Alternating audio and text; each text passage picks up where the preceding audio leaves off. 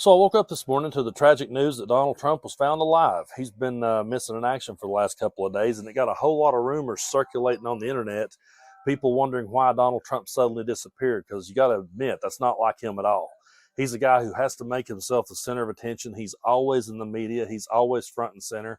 And so the fact that he disappeared and everyone suddenly started acting weird caused a whole lot of people to raise questions. But he was seen. Here's some photos that was taken as he goes out to play golf. He's still not looking the best, but you'll never hear Maga spin it that way. They will spin it that he's perfectly okay, that he's better than ever, that he's the first to wake up in the morning and last to go to bed.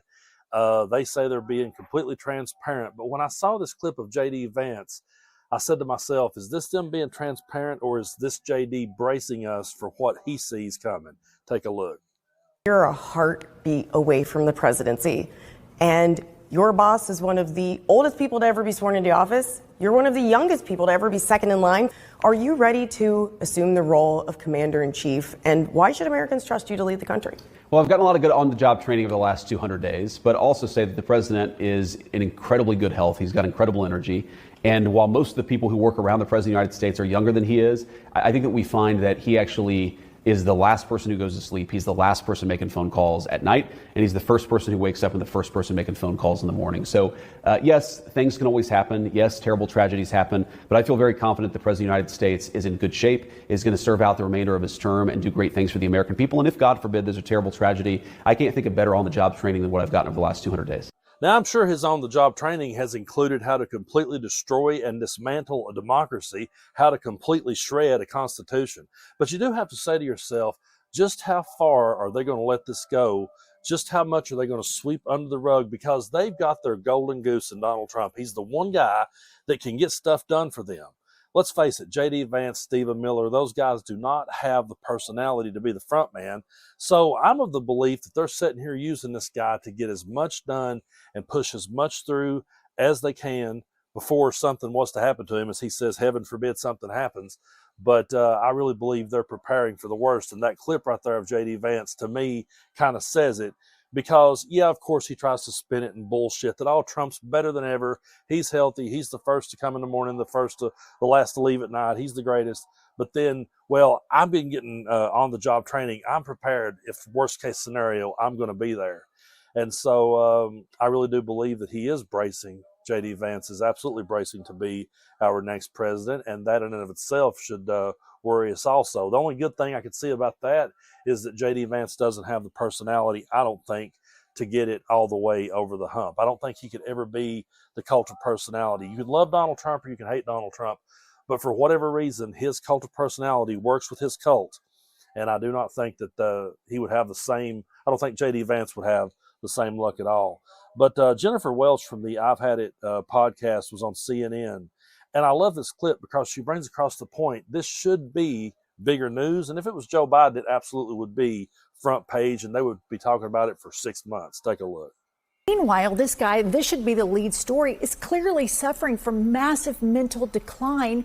He is out of his mind with all of the show and tell procedures that go on in the Oval Office. 2 days ago, he gave 3 press conferences in a row. And if you don't think he has dementia, let's just discuss the time that when he was on the campaign trail that he tried to perform oral sex on a microphone. If Joe Biden did this, I hope this is what Democrats do next year. ER. If this is the Democratic strategy, congratulations, America. You've already reelected Republican majorities as far as the eye can see. Yeah, because Trump's approval is in the low 30s. It's in the low 30s right now. Coming up. For years, all they talked about was Joe Biden's health. As a matter of fact, they're still talking about it. They still think that we should be going back, investigating Joe Biden's health and what was going on while he was president. But meanwhile, they're not being straight up. They're not being clear with us.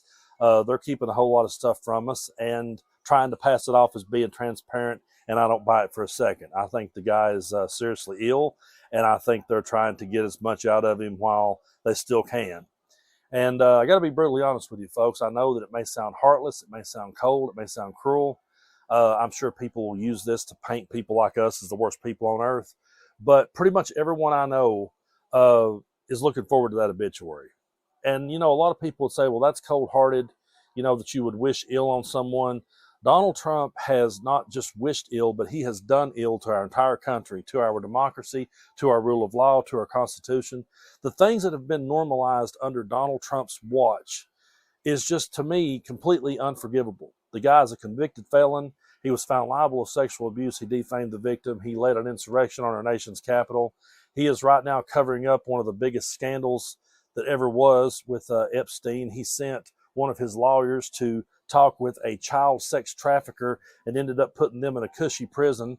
The guy is just the absolute lowest of the low, and I have absolutely nothing for the dude. It's going to take years once he's gone to try to restore any amount of decency or any amount of rule of law or any amount of respect for anything, because he's done just such a terrible job at destroying every bit of that. And so it actually reminds me of something my uncle said years ago. The Reverend Jerry Falwell passed away on my uncle's birthday. I talk about my uncle a lot here on the channel, but I never will forget this conversation, because that morning, it was like May the 15th, I don't remember what year it was, but my uncle was still alive. That morning, my uncle comes running down to my mama's. I lived next door with my grandmother at the time. And he come running down there, and he's like, "Oh, I got the best news ever on my birthday. They found Jerry Falwell, and he's not responsive, you know." And my mama was just like, my nana was like, "Oh, that's so cold. You shouldn't say that about him. You shouldn't wish ill on anybody." Well, some time passed, and the news broke that Falwell had passed away.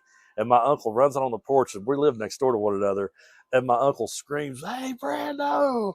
And I'm like, "What?" He's like, "The son of a bitch died." And I laughed about that forever and still do when I think about it. Every time I see Falwell's face, I think of that. Now, there's people out there that will say, "Brando, that's extremely cold-hearted. You shouldn't wish ill on anyone." But I'll never forget what my uncle said when he was talking about it later that day. And my grandmother brought across the point of, "Well, you shouldn't say that about him. He was a minister." My uncle was real quick to cut her off and say, he was a minister who ruined people's lives. He was a minister who pushed one of the most radical agendas ever and done more damage to our country. And he said, "I feel nothing for him because of the damage he's done to our country. And I don't feel anything for his kids because they're going to pick up this bullshit and they're going to run with it." And that's one of those moments that I really wished I had on video, because that would have been a viral video for my uncle, that rant that he went off on about Falwell. But I respect people, and I respect when someone passes away.